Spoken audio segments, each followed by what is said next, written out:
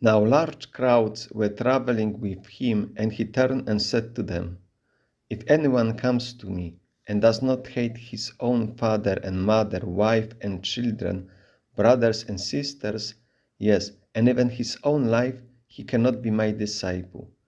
Whoever does not carry the cross and come after me cannot be my disciple. For which of you, intending to build a tower, does not first sit down and estimate the cost to see whether he has enough to complete it? Otherwise, when he has laid a foundation and is not able to finish, all who see it will begin to ridicule him, saying, 'This fellow began to build and was not able to finish.' Or what king, going out to wage war against another king, will not sit down first to consider whether he is able with 10,000 to oppose the one who comes against him with 20,000? If he cannot, then, while the other is still far away, he sends a delegation and asks for the terms of peace. So therefore, anyone who does not give up all his possessions cannot be my disciple. Salt is good, but if salt has so lost its taste, how can its saltiness be restored? It is neither fit for the soul nor for the manure pile. They throw it away. He who has ears to hear, let him hear. Good morning. Welcome to a short biblical reflection on the Gospel according to Luke chapter 14, verses 25 up to 35. It is the Gospel reading for the 23rd Sunday in Ordinary Time, Year C. First of all, I added verses 34 and 35 because they still belong to the same textual unit. They are not included in the lectionary. In this text, we have, we could say, three parts. The introductory part with those two statements concluding that he cannot be my disciple. Then the central part, which illustrates this matter with two images, the one concerning construction and the other one concerning war. And the third part, again with those categoric statements, also, of course, including those two verses. Therefore, we can see that at the beginning we have twice stated, he cannot be my disciple, and then at the end we have once said, he cannot be my disciple, but similar to it concerning salt is, it is neither fit, and with conclusion they throw it away. Let's now see the biblical context. The two initial statements in verses 26 and 27, we can connect them and explain looking just back at the teaching of Jesus in the preceding chapters. We read them in the preceding Sundays. That one in verse 26 I highlighted in yellow. If anyone comes to me and does not hate his own father and mother, wife and children, brothers and sisters, yes, and even his own life, he cannot be my disciple. It connects with chapter 12, verses 49 up to 53.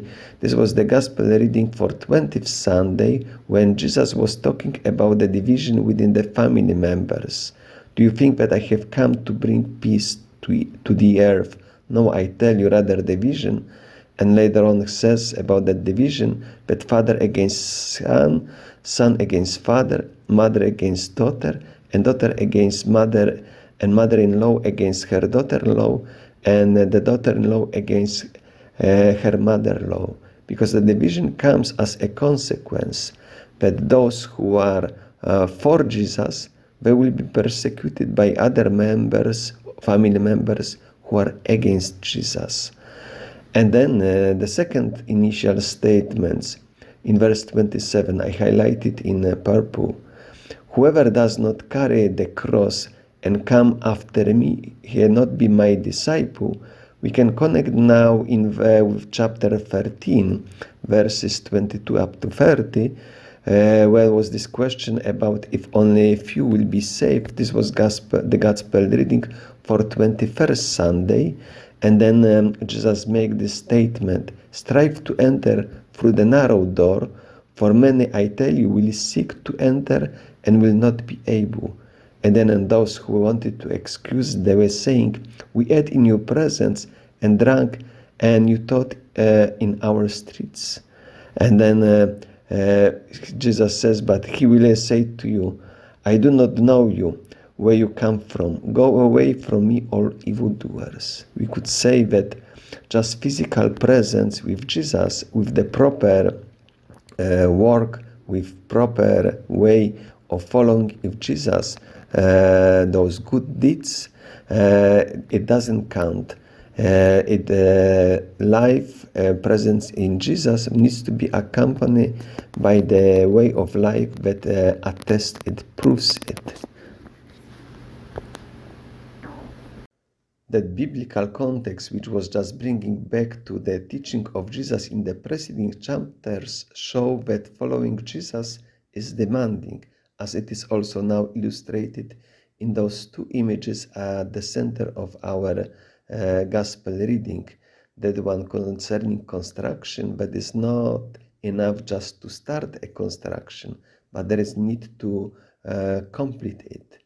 And then also, it is not just the way to start a war, but there is need also to win it. So therefore, the one who wants to wage a war has to calculate if has enough power to fight against somebody who comes with a double number of soldiers, double number of forces.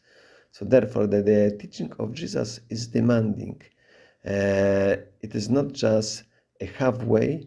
It is not just a simply presence with Jesus in being His presence, but there is necessary to make an effort, and therefore it may also require even to stand for Jesus against, including family members.